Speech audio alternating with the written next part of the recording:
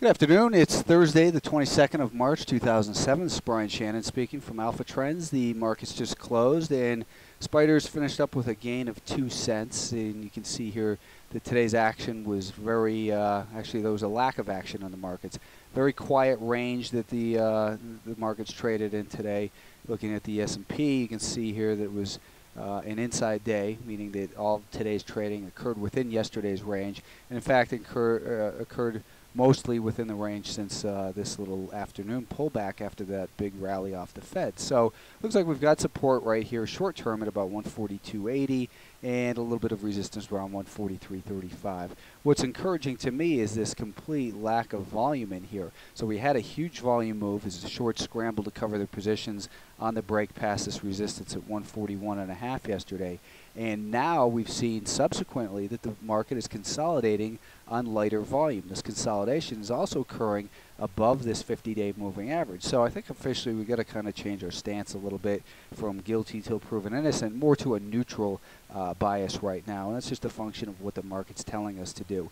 I think that the worst is probably behind it. The best support is probably down here near there was 141.5, although short term, like I said, support about 142.80.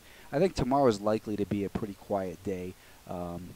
We'll see what happens, though. Nasdaq also holding above that 50-day moving average right here at about the 43.90 level, and quiet day in there as well. If we look at the 2-minute chart, we can see that very narrow range in here as well, 44.10 to 44.40 basically. So, and again, same pattern, same volume pattern, is very little volume today relative to what we saw yesterday on the event being that breakout. Now we've gotten a little bit more bullish about the market right over here at 43.40. That level acted as support, and then we saw the big rally yesterday. So I think that the market is probably going to have to take a couple days to consolidate these gains, and it's going to either consolidate them by digesting them through time as we saw today, or we're going to start to see a little bit deeper pullback. I wouldn't be surprised to see at least a pullback to the 50-day moving average, 43.90 or so.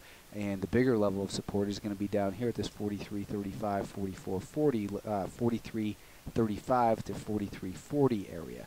MidCaps, same thing, although they finished out with a gain of 0.4%, so a better percentage move in there. And they closed, right near the highs. So the MidCaps continue to be the area where we're seeing the most strength. We've got that rising 50-day moving average, so that shouldn't really come as a surprise. The semiconductors looked like they were having a good day yesterday. They kind of fell apart at the end of the day relative to the rest of the market, and then today they kind of caved back in. So I think that the best way to look at these semiconductors is if you're a day trader, maybe you can try and squeeze something out of them. But until we get past this long range that we've been in, 32.75 to 36 really, there's really not a lot of point looking at the semiconductors. Let's go ahead and take a look at the stocks that we had been in over the last couple days here, and we'll start out with Evergreen Solar, ESLR. Evergreen Solar we had gotten involved in at 10 bucks a share, and where was that? Over here, 10 bucks a share, right? And it pulled back deep. We held in that day. We raised our stop again yesterday to 988. Now I think that if you didn't get shaken out on this deep pullback, that your stop probably ought to go right around this area. So let's just call the stop in there 1035 in Evergreen Solar right now. FalconStor, FALC, FalconStor, we got involved at 1055 yesterday and ratcheted our stop up to 1073. So we're stopped out with a gain in there of about, I guess it's 18 cents in FalconStor.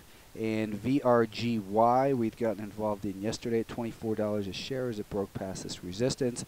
I had suggested raising your stop to $24.43. So right here we were stopped out of it with a gain of 43 cents.